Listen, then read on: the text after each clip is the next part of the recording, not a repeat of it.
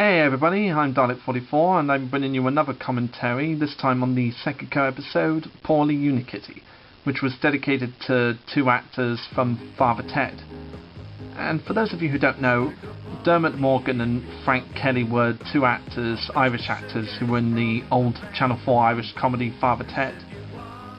And at the time when I wrote this episode, Dermot Morgan had passed away at the time when I was writing the episode, and I thought it'd be nice to dedicate the episode to him and also Frank Kelly, who died a few years before him.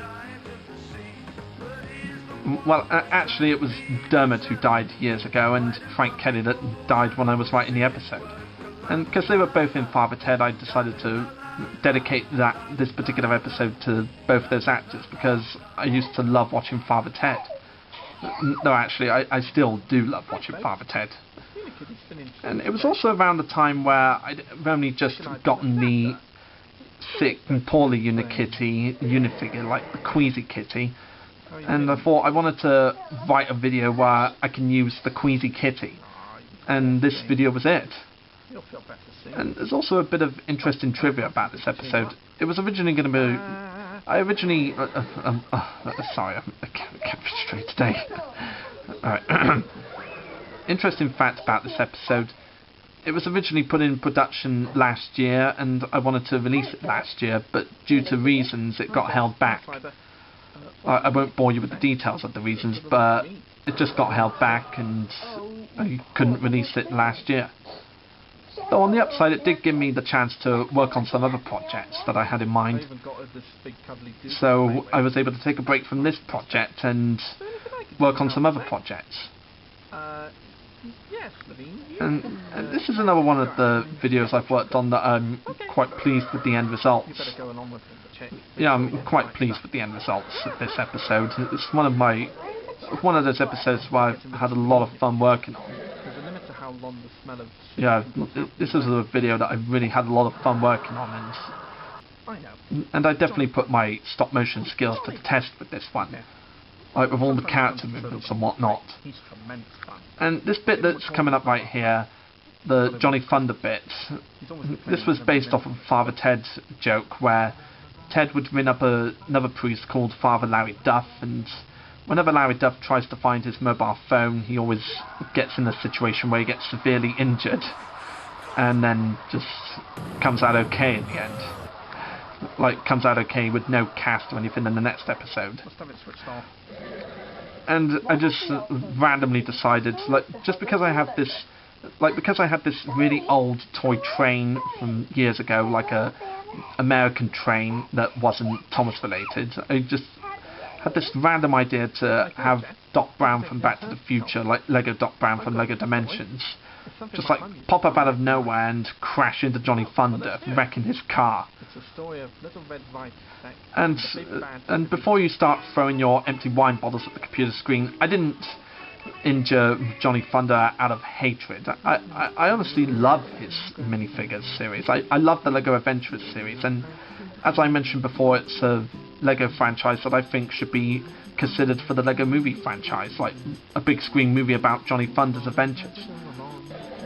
And yeah, it wasn't a hate thing, he was just an easy target.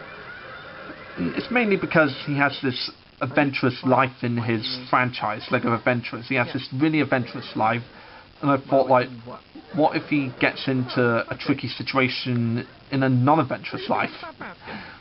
For example, getting severely injured by a time-travelling train driven by Lego Doc Brown from Lego Dimensions, with actual Christopher Lloyd recordings. And I've got to say, the Christopher Lloyd recording I used when he goes, "Great Scott!" that was taken from a Western film by Seth MacFarlane, like A Million Ways to Die in the West. Like, they just randomly put Christopher Lloyd and Doc Brown in that movie for a couple of seconds, and I thought, why not use that audio for Doc Brown's reaction to Johnny Thunder's car? And that Brum toy there, I've had that Brum toy for quite a long time, and I just randomly decided to give it a cameo in this video. I don't know why I gave it a cameo in the video, but I just did. because I wanted to put a shitload of cameos in this particular video. Like, as you've seen earlier, there was Kylo Ren, Captain Phasma, and First Order Stormtroopers in Lego form. And then we had Lego Bart Simpson, Lego Millhouse, and Lego Nelson coming in going, ha ha, and Lego Millhouse as he fell over. Yeah, in case you don't know by now, I love giving various other characters cameos in my videos. Hello, Granny. Whether it be Family Guy style cutaway or just popping up in the background. Oh my god, Slovene in the unconvincing granny disguise. And another bit of trivia for you, the granny disguise that Slovene wears in this scene is actually bits of toilet paper, unused of course. I mean, what kind of sick fuck would use used toilet paper in a stop motion video? That'd be disgusting. But yeah, I just didn't have anything else to use for a granny disguise, crappy or not crappy. Like I didn't have anything else to use for a granny disguise, so I just randomly decided to get some toilet paper from a toilet paper roll and use that as a really bad granny disguise. Yeah, I did a lot of crazy things in this video, like crazy cameos and crazy situations, like the just randomly running around the table countless times moment. And looking back at it, I actually realised that I got the running around the table thing from that Family Guy episode, and then there were fewer when everyone's chasing Tom Tucker around the dinner table. And until they decide to just take both directions to catch him, they just run around the table endlessly. Except here I didn't do it from a up-screen shot, I just did it straight on. And that sausage that Sek used to just get Slovene out of the house, that sausage was actually taken from one of my Benny minifigures from the Lego Movie franchise. I think it was the Benny from the double-decker couch set. Yeah, it was definitely the Benny from the double-decker couch set.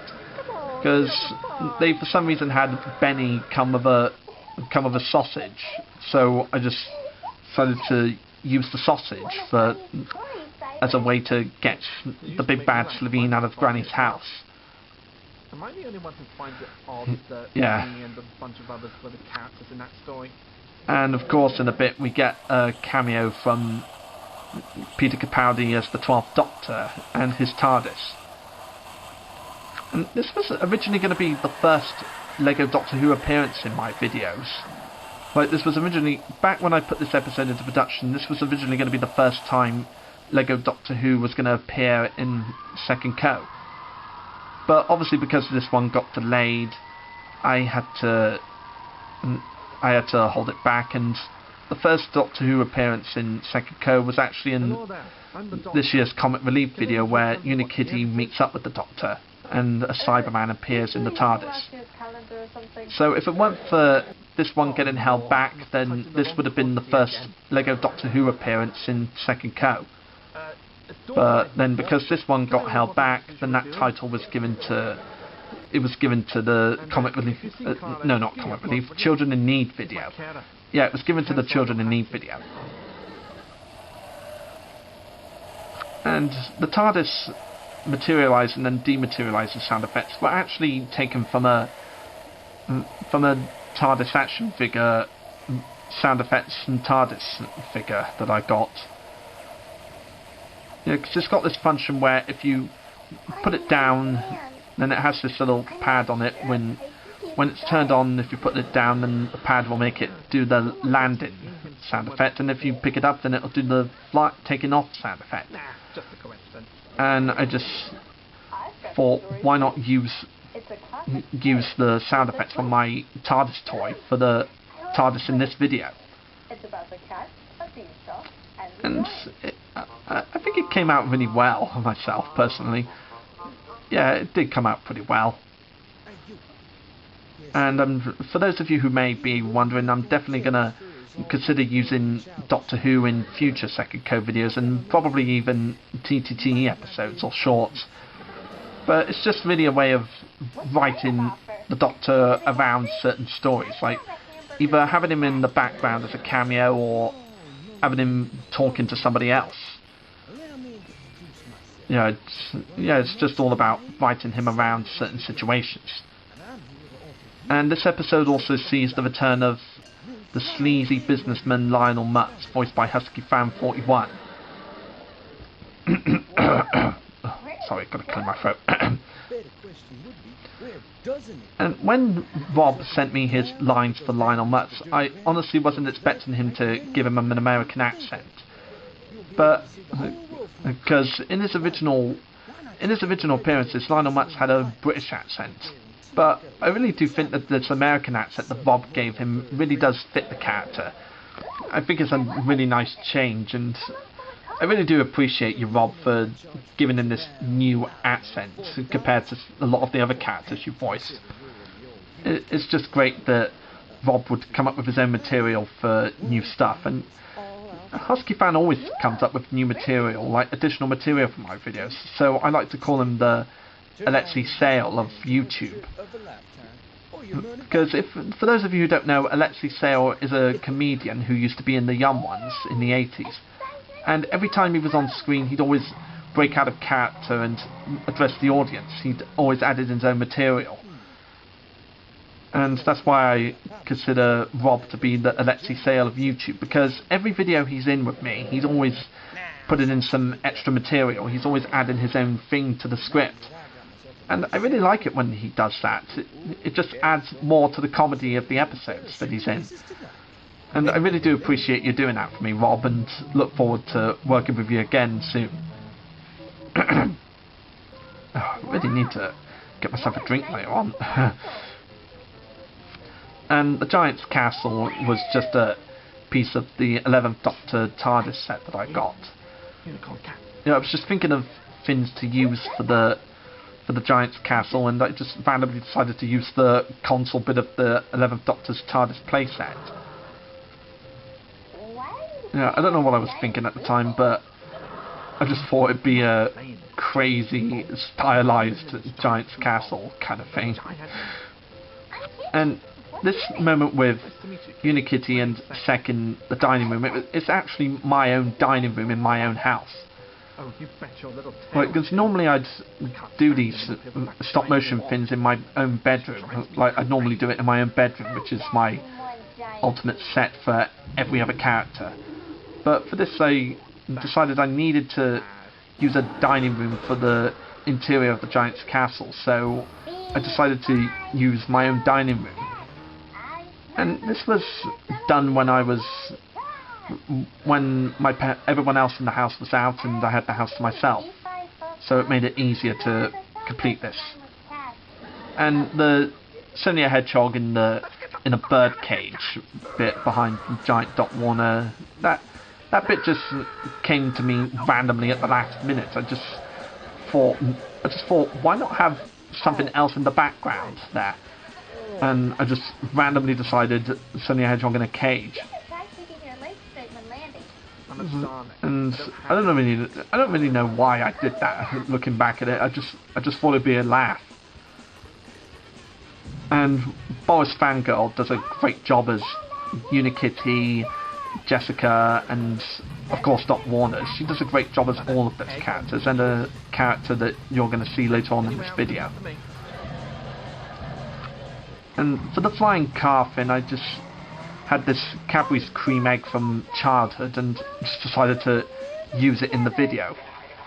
Yeah, I had that knocking about for some time with a lot of my old Lego sets. I got some boxes of old Lego vehicles I used to build when I was a kid, and I just randomly found that egg, that Cadbury's cream egg car within that box, and thought, why not use it? And for those of you who've read the subtitle, look him up on Wikipedia when I did the Face the Music with George Ferguson thing. At the time when I wrote the episode, George Ferguson was the mayor of Bristol, my hometown, and he wasn't liked at all due to his stupid ideas. So if you have no idea who George Ferguson is, look him up on Wikipedia. And another Doctor Who cameo with a weeping angel.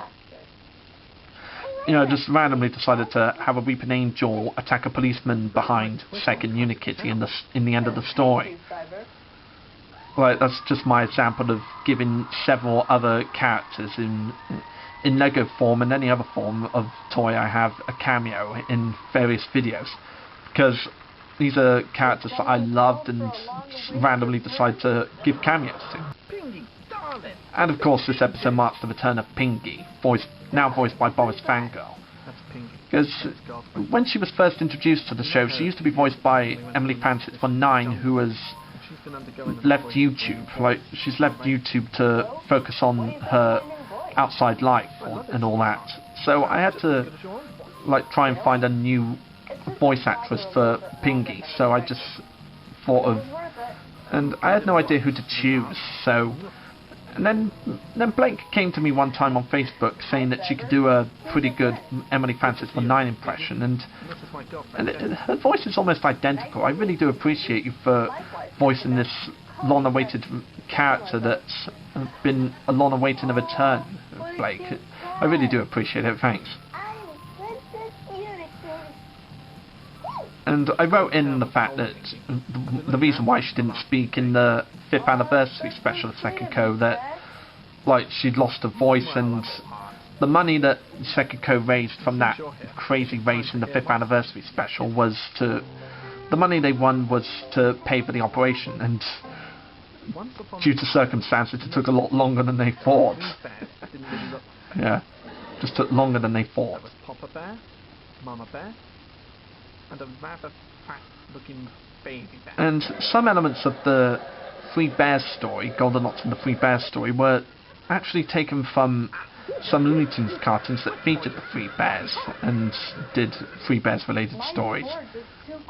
Like, a couple of elements were taken from the Looney Tunes cartoon where Bugs Bunny met the Three Bears, and they just randomly decided to do a Goldilocks thing, and with carrot soup, and Bugs Bunny comes to the door and they just decide to beat the shit out of him. But of course, Bugs Bunny being Bugs Bunny finds ways to trick them and not let them beat him up. And other elements are from another Goldilocks related episode of Looney Tunes with Sylvester and Sylvester Jr. and a Goldie Mouse. Yeah, some elements for it was just combinations of those two Looney Tunes cartoons. Just like a mixture of those two cartoons, elements from those two cartoons, and my own things. And here you'll see different other Unikitty figures I got. Like, for the Too Hot Porridge it was Super Angry Kitty, for the Too Cold one it was Queasy Kitty Face. Yeah, I just decided to use a lot of various Unikitties in this episode. And of course the granny one in the Red Riding sex story was the head of Business Kitty. Yeah, I've got a lot of Unikitty minifigures now, and I like to try and use as much of them as I can for the different emotions that Unikitty has. Just right. And those sheets that were on the beds for the Three Bears was some old flannels I got that I haven't used for a long time, and the baby's bed is just an old sock. And yeah, this bit with the Joker and Harley Quinn laughing at Slovene as he falls over just came to me at random. Just another example of me giving characters I love cameos. And I just randomly decided to just at the last minute have the Joker and Harley Quinn laugh their heads off at Slovene falling over. Somebody has been sleeping in my bed. And coming up in a bit is Grandpa Simpson poking his head out of bed and saying well, sorry I'm in this bed, but it was 150 degrees in the car. For those Simpson fans out there who already know, this was taken from an old Simpsons moment where the family goes to this amusement park or whatever the hell it is, and they go in this and they see this robotic Goldilocks and the Three Bears bit where the robots are pretty crap. Yeah, they were pretty crap robots, and then when the baby bear does this, somebody's been sleeping in my bed, Grandpa randomly pops his head out of the bed, pointing out that he was only in the bed because it was 150 degrees in the family car. And I just randomly decided to do that in the episode, but obviously have myself doing a really, really bad Grandpa Simpson impression. Yeah, it's just an example of me giving several characters that I love cameos for no particular reason. Well, maybe in Nini's case, it must be something And more than I should probably talk about the Dougal cuddly toy that Seth gave Unikitty. That was actually from an old McDonald's Happy Meal thing that went on years ago when I was still a kid. Makes sense, I'm sure. Because back then they did loads of Happy Meal things, and at that time one of the Happy Meals was classic children's TV characters. So they were given random characters, like characters from Noddy, characters from Postman Pat, characters from Wind in the Willows, the Cosmic Fall version, and characters from the Magic Roundabout and whatnot. And I ended up getting Dougal, Ermintrude, and Zebedee from the Magic Roundabout. And I thought, why not have my Dougal be a cuddly toy gift to Unikitty from Sek? I do remember, darling. Yeah, just another way to put the cuddly Dougal in there. And also, it's also a clever way, in my opinion, a clever way to show my love for the Magic Roundabout, which should get a DVD release, by the way. Yeah, the Magic Roundabout's another one of those classics that I feel deserves a DVD release. Because like, if they could put like 5 episodes of the original Magic Roundabout in black and white on the 2-disc special edition of the 2005 Magic Roundabout film, then I see no reason why they can't go through the archives to find like the original footage and the original audio recordings for Derek Thompson and put them all together, restore them and put them in colour, like they did with Dougal and the Blue Cat. I see no reason why they can't go through that archives to find original recordings from Eric Thompson and the original footage from the episodes and put them together. I see no reason why they can't do that. Yeah, that's me rambling again. I already did a video talking about how I feel the Magic Roundabout should be put on DVD and Blu-ray. For those of you who haven't seen it yet, you can check it out on YouTube. And that's the end of the episode, guys, and I'll see you next time.